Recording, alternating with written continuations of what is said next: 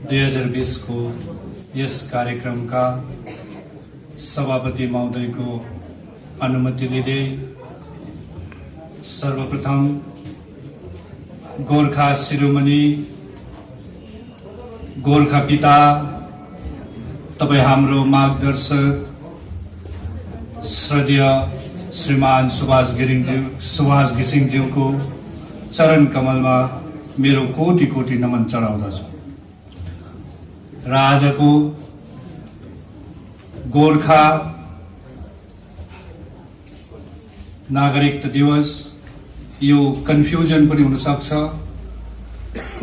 यस कार्यक्रममा साथै दार्जिलिङ ब्रान्चका सभापति महोदयलाई सामाजिक सेवाको निम्ति सम्बर्धना गरेको यस कार्यक्रमका विशिष्ट अतिथि श्रीमान अजय एडवर्डज्यू, दार्जिलिङ विधानसभाका विधायक श्रीमान निरज जिम्बाज्यू, साथै गोर्खा राष्ट्र मुक्ति मोर्चा केन्द्रीय समितिका सदस्यगण, गोर्खा नारी संगठनका केन्द्रीय समितिका सदस्यगण, साथै दार्जिलिङ ब्रान्च जेएनडब्ल्यूका सदस्यगण, साथै दार्जिलिङ ब्रान्चका सम्पूर्ण सदस्यगण, सम्पूर्ण दार्जिलिङ क्षेत्रबाट प्रतिनिधि गरेर आउनुहुने समष्टिका प्रतिनिधिवर्ग, जनचेतनाका सभापति, साथै उहाँका साथीहरूलाई मेरो सम्बोधनमा राख्न चाहन्छु। म सानो कविताबाट आफ्नो सम्बोधन सुरु गर्न चाहन्छु। भारत भूमिकै अर्चना, भारत भूमिकै आरती, भारत भूमिकै अर्चना, भारत भूमिकै आरती, भारत भूमिकै सन्तति, हामी गोर्खा भारती, हामी गोर्खा भारती। स्वतन्त्रता संग्राममा पनि हाम्रो उत्तिकै योगदान थियो जतिको भारतको अन्य समुदायले स्वतन्त्र संग्राम लडे। तर हाम्रो दुर्भाग्य भनौं, हाम्रो पडोसी देश नेपालसँग भारतको 1950 को फ्रेन्डशिप ट्रिटी हुन्छ अनि त्यसमा धारा 7 ले हामीलाई धेरै कन्फ्युजनहरु गराउँछ। धारा 7 को कुराहरु जब हामीमा त यो ज्ञान थिएन, दार्जिलिङ पहाडको व्यक्तित्वहरुमा राजनीति कस्तो खालको थियो 86 भन्दा अगाडि त्यो त हाम्रा दिग्गजहरुले सबैलाई याद छ। केवल केही सानो विकास र केही व्यक्तिको निम्ति राजनीति हुन्थ्यो।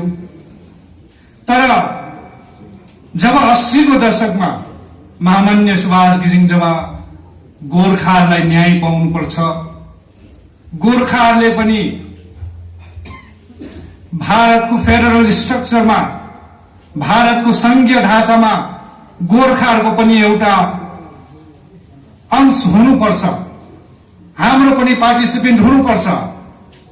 जब तिरंगाको आन बान शानको कुरा थियो, 1947 को अगाडिको जुन भारत स्वतन्त्रको लडाईँ थियो त्यसमा पनि गोर्खाको उत्तिकै योगदान थियो। सुभाष चन्द्र बोस बनाउनुमा सबैभन्दा बेसी कसैको हात थियो भने केवल गोर्खा जातिको हात थियो। तर त्यही जाति भारतको संघीय ढाँचाबाट छुट्टिन गयो। जसले सुभाष चन्द्र बोस बनायो त्यही जाति आज भारतको संघीय ढाँचाबाट हटिएर गयो। उनीहरुमाथि प्रश्न चिन्ह भयो, या त तिमी नेपालको हुनुपर्छ या त नेपाल भारतको जुन चाहिँ फ्रेन्डशिप ट्रिटी छ, मैत्री सन्धि छ, त्यसको आधारमा आर्टिकल 7 ले तिमी भारतमा आएको हुनुपर्छ भन्ने यस्तो प्रकारको विभ्रान्तिहरू जन्माएर गयो। भारतीय मानसिकतामा,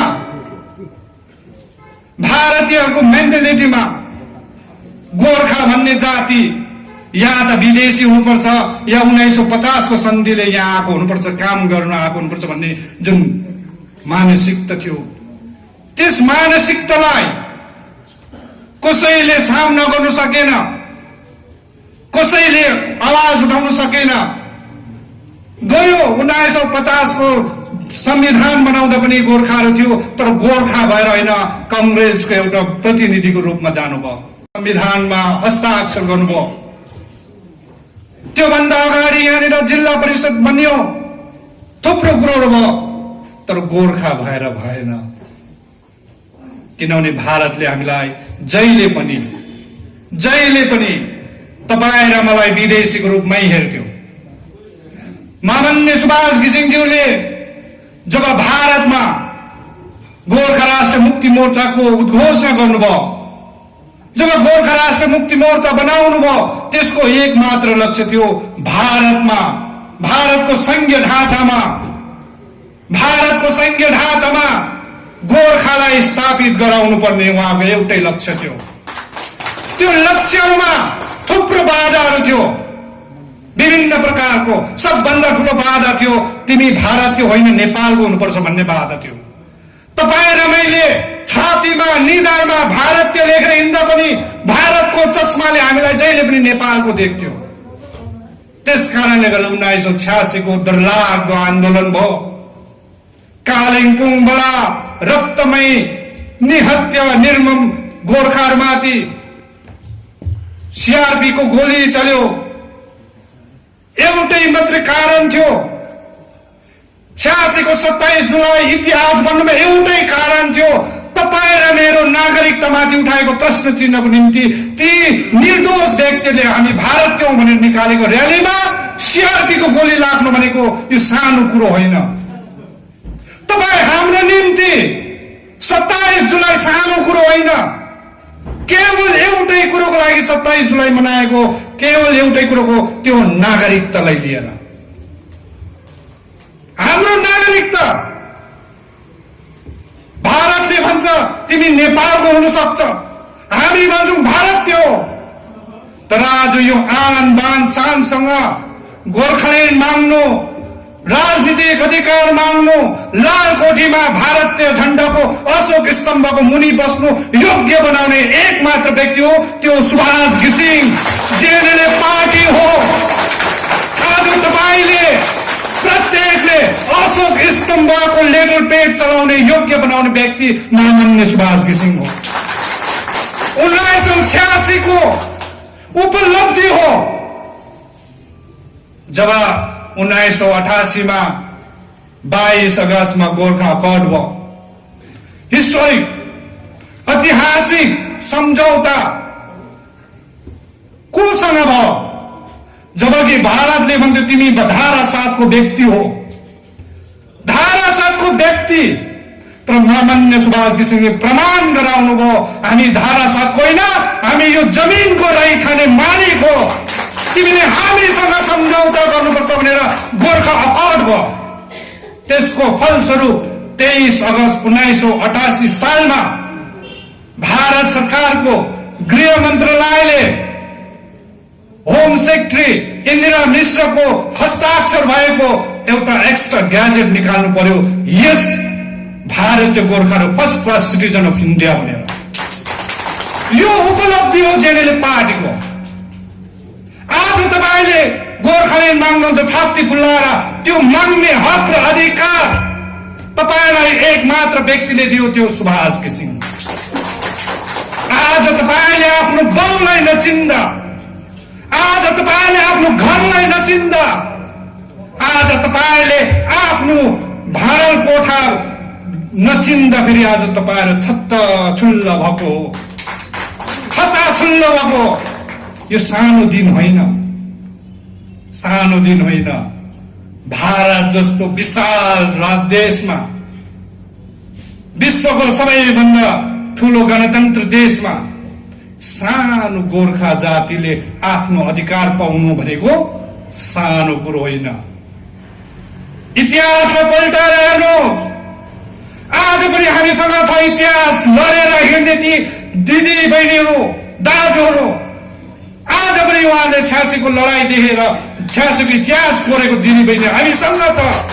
यो इतिहास हो, उहाँको देन हो। आज हामी छाती खुल्लाएर हामी जनगण मन गीत गाउँछौं, त्यसै गीत गाएको होइन। यदि 86 मा यो आर्य पार नभएको भए सायद तपाईले हामीले यो दिन देख्न पाउने थिएन, हाम्रो भाइ बहिनीले आजको यो बिहान देख्न पाउने थिएन। त्यसले गर्दा फेरि नागरिकता दिवस भनेको होला, कन्फ्युजन होला, हामी पहिल्यैदेखि नागरिक थियौं भन्छौं होला, तर आज पनि कुरा क्लियर छ। आर्टिकल 7 इन्डो नेपाल जुन चाहिँ फ्रेन्डसिप ट्रिटीको आर्टिकल 7, यो कुराहरू गम्भीर छ। हाम्रो जेनेरेसनलाई इतिहासको कुरा गर्दा हाम्रो हिस्ट्री पढ्नुपर्छ, हेर्नुपर्छ भन्दा टाउको खनाउँछ। तर यो चिज हाम्रो किल्ला हो। यो माटोमा, यो पहाडमा तपाईं र मलाई खुल्ला छाती खुल्लाएर राजनीति गर्नु दिने बाउ सुभाष घिसिङ चिनेनौ। नचिन्दा आज तपाईं र मेरो टाउको माथि कसले टेकेको छ?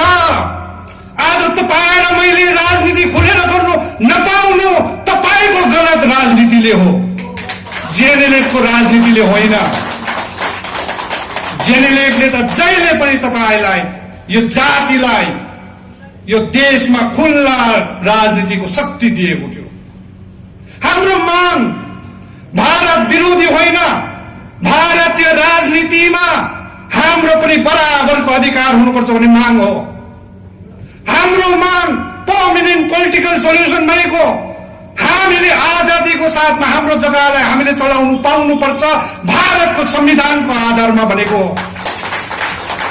कुनै संविधानको विरुद्धमा हामी बोलेको होइन,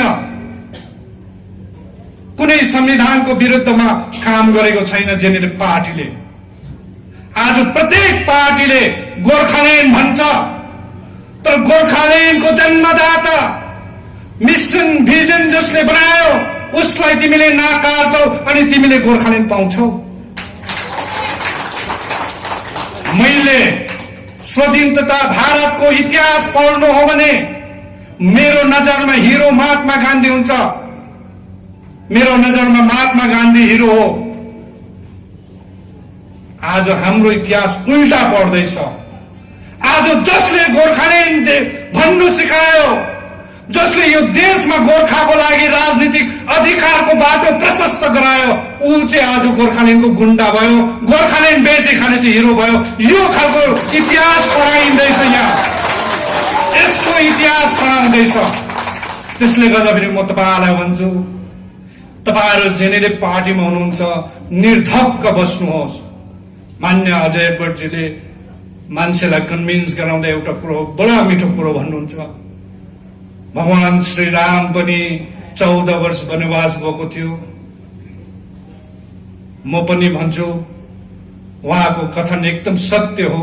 14 वर्ष बादमा राम राज्य फर्क्यो, तर भगवान श्री राम वनवास जाँदा फेरि उहाँलाई सहयोग गर्ने राम र लक्ष्मण, हाम्रो पार्टीमा पनि मन घिसिङ र अजय भट्ट भनेको राम र लक्ष्मण हो, राम लक्ष्मण हो। अनि हामी बानर सेना जस्तो अटुट भएर खट्नुपर्छ, बनाउनुपर्छ उहाँको हौसलालाई। हेर्नुहोस्, बानर सेना भने सानो होइन, सुमेरु पर्वत उचालेर ल्याउने सेना हो। दिल्ली त हाम्रो लागि केही होइन। सुमेरु पर्वत उचाल्न सक्ने सेनाको लागि दिल्ली र कलकत्ता केही मान्नु हुँदैन। कर्म राम्रो गर्नुपर्छ, आफ्नो नेतृत्वमा विश्वास राख्नुपर्छ। आज उहाँलाई सम्मान गरायो। भगवत गीतामा भन्नुहुन्छ, आफ्नो कर्ममा विश्वास राख्नु राशिफलमा होइन। आफ्नो कर्ममा विश्वास राख्नु राशिफलमा होइन। राशिफल त रावण र रामको पनि एउटै थियो। तर कर्मले गर्दा कर्मको फल चाहिँ रामले पायो, रावणले पाएन। हामी राम प्रति छौं, हामी रामको भक्त हौ। आज उहाँले कर्म गर्नुभयो, उहाँलाई सम्मान जनायौं। हामीले यो सम्मान सानो होला, तर हाम्रो हृदयमा, हाम्रो गाउँघरको प्रत्येक बुढाबुढी नानीको हृदयमा तपाईले बास गरिसकेको छ। यो भन्दा ठूलो सम्मान हाम्रो लागि केही छैन। त्यसले गर्दाखेरि म तपाईँहरूलाई भन्न चाहन्छु हामीले कर्म गर्नुपर्छ। कर्म जय गोर्खा सबैलाई। र आज विशेष रूपमा यहाँ GNLF Darjeeling branch frontal organisation सबैलाई लिएर एउटा हाम्रो कार्यक्रम भयो। विशेष रूपमा आज 23 अगस्तको दिन गोर्खा नागरिकता दिवस मनाउने हामीले जुन सालुनी कार्यक्रम गर्छौं त्यस कार्यक्रमलाई निरन्तरता दिँदै आज त्यो कार्यक्रम मनायौं हामीले। त्यस सँगसँगै आज अजय एडवर्डज्यूलाई जसले यो कोभिड-19 को प्रकोपमा आफ्नो ज्यानलाई जोखिममा राखेर आफ्नो परिवारलाई पनि सम्मिलित गरेर यो पहाडको कुना कप्चामा कमान बस्तीमा गएर दुखीहरूलाई जुन सेवा पुर्याउनु भयो, जुन आवश्यकता परेकोहरूलाई सेवा पुर्याउनु भयो, उहाँको यस महान कार्यलाई हामीले सराहना गर्दै पार्टीको तर्फबाट एउटा प्रेम स्वरूप हामीले उहाँलाई सानो सम्मान जनाउने कार्यक्रम गर्यौं, फेलिसिटेट गर्यौं। र यो कार्यक्रम चाहिँ आज नागरिकता दिवसलाई नै अवसर गरेर हामीले यो गरेका थियौं।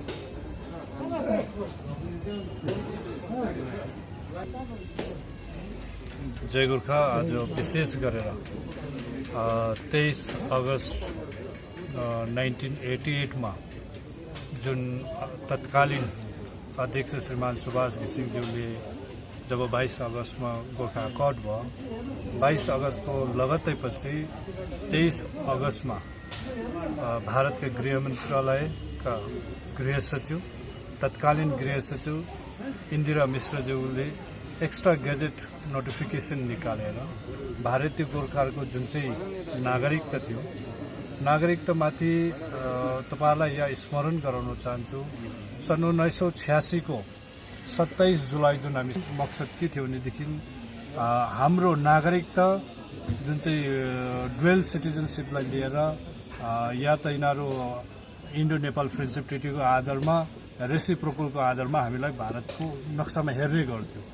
त्यो चिजलाई, त्यो विभ्रान्तिलाई तोडेर जब 86 मा आन्दोलन भयो, कालिम्पोङमा प्रथमचोटि एउटा 86 मा हाम्रो नागरिकतालाई लिएर आर्टिकल 7 लाई लिएर जुन आर्टिकल 7 को कथन जुन छ रेसिप्रोकलको आधारमा जुन कुरा छ, यो दुई देशको मसला हो। तर हामी भारतीय गोर्खाहरूमाथि यसको डरलाग्दो आइपरेको हुनाले गर्दा 27 जुलाईमा जुन गोलीकाण्ड भयो, शहीद भयो, हामी 27 जुलाई शहीद दिवस मनाउँछौँ। यसको एउटा ठूलो एम थियो हाम्रो नागरिकतामाथि जुन डुअल जुन सिटिजनशिपको चस्माले हेरिन्थ्यो यसलाई क्लियर गर्नुपर्छ भन्ने। अनि त्यो कुरो चाहिँ 23 अगस्त 1988 मा भारत सरकारले क्लियर गर्दै भारतीय गोर्खाहरू चाहिँ इन्डियाको फर्स्ट क्लास सिटिजन हो भनेर एक्स्ट्रा गेजेट नोटिफिकेसन निकालेर हामीलाई एउटा क्लियर गरिएको दिनलाई आज हामीले भारतीय गोर्खा नागरिक दिवसको रूपमा पनि हामी मनाउँदै आएको छौँ। यस कारणले गर्दा आज हामी समस्त गोर्खाहरूलाई चाहे एनआरसी आओस्, चाहे सीए आओस्, कुनै पनि मसला आओस्, we are Indian first class citizen हो। हामी यो अचिभमेन्ट जेएनएलएफ का फाउन्डर अध्यक्ष श्रीमान सुभाष घिसिङले हामीलाई दिइसकेको छ र हामी यो उपलक्ष्यमा नै आज हामी तपाईहरु सबैलाई नागरिकता दिवसको हार्दिक शुभकामना दिन चाहन्छु। आजको कार्यक्रम चाहिँ हाम्रो भातृ संगठन जिएनयू एक्स सर्भिसमेन एसोसिएसन र एचपीडब्ल्यू को तत्वावधानमा गरिएको हो।